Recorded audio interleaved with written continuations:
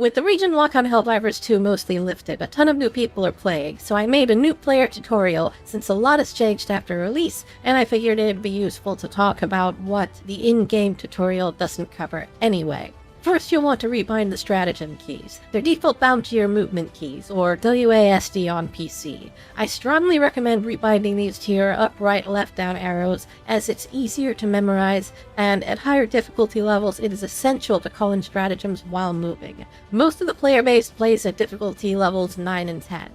Why the keys are bound this way by default I don't know, but it's still the case present day. This small change will spare you a lot of headaches. The minimum safe distance when someone calls in a napalm or 380 barrage is 60 meters, as demonstrated here. Your team has a shared death pool of 5 reinforcement points per person. Sometimes during the preparation phase for a mission, you will see a yellowish haze over the map. That means radar is inactive, and taking a radar booster will not counteract this, and is just a waste. When you're not playing small map, defense, or extermination missions, if your team is split up, then if possible, try to let the teammate closest to a slain ally call in the reinforcement so the dead player can get their gear and, more importantly, their samples. That's a surprise tool that can help us later! Try to check and make sure your teammates actually are calling them in, and don't be afraid to reinforce if they don't do anything. If you're fighting in a metropolis, you may encounter SEAT, Super Earth Armed Forces. Hold Q and select Follow Me to get them to follow you instead of running around blindly. You can also order them to hold position. As you traverse the map, you will come across side objectives and points of interest. This can be anything from enemy bases, to artillery, to LiDAR, to small encampments with crashed escape pods and bunkers. Loot them. They may contain any of the currencies or even weapons for you to use, and destroying enemy bases grants bonus requisition and experience at the end of the mission. This plus the in-game tutorial covers the basics. Let's take the next step. There are 4 currencies in the game that you will encounter: experience, requisition, medals, and samples. Also, the real-life money, super credits. Experience is so you reach level 25 to unlock all stratagems and don't get kicked for being low level. Requisition is for buying stratagems so you can actually use them, and you will want all of them. Really, all of them. The meta can change that drastically. It's also for buying weapon skins and mods. Medals are for buying the actual weapons and armor in the first place.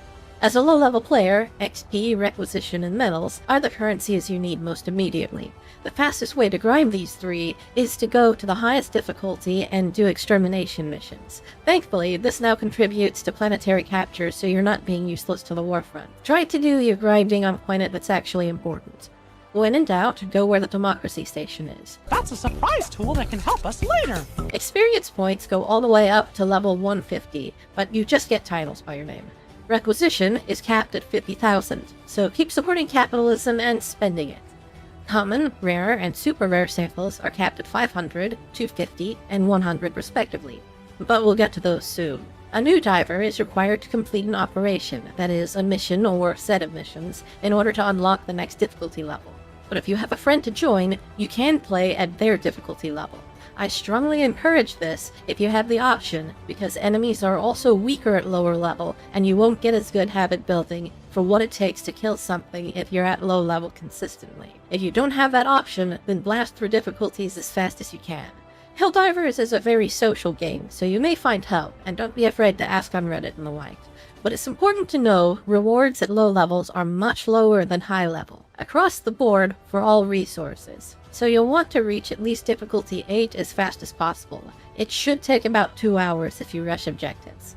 As for medals, pro tip, even if you don't have time to play the game now, I would still recommend completing the tutorial so you gain access to major orders. Even if you're gone for several weeks, you'll collect medals from successful major orders even if you didn't log in.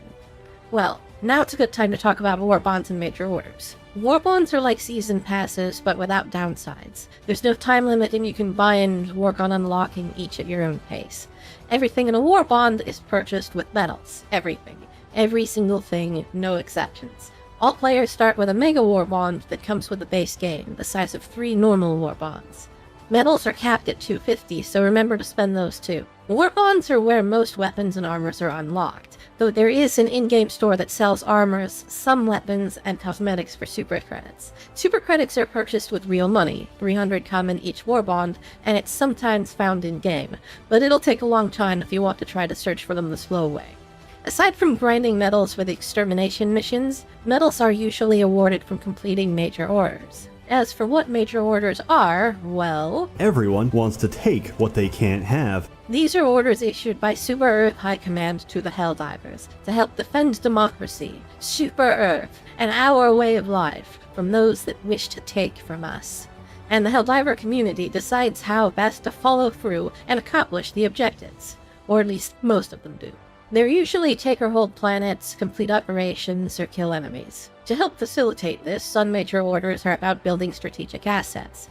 These most commonly come in the form of new stratagems and, most notably, the Democracy Space Station.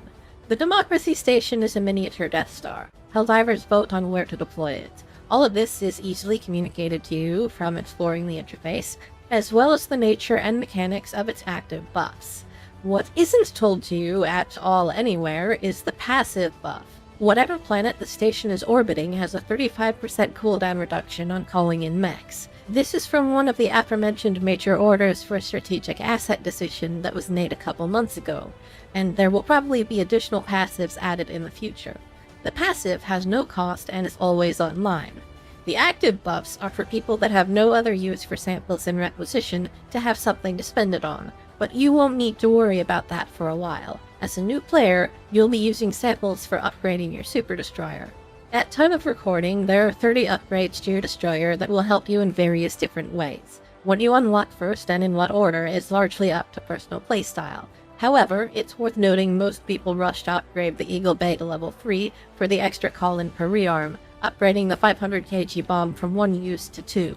This turns it into an S-tier stratagem on all fronts, is universally considered useful, and anyone that thinks 500 kg of freedom is not mathematically a correct answer to a given problem is The obviously wrong one! welcome to the real grind of the game, sample collection, specifically orange samples, rare ones, because you will inevitably fill up on common and super samples at a much faster rate than rares.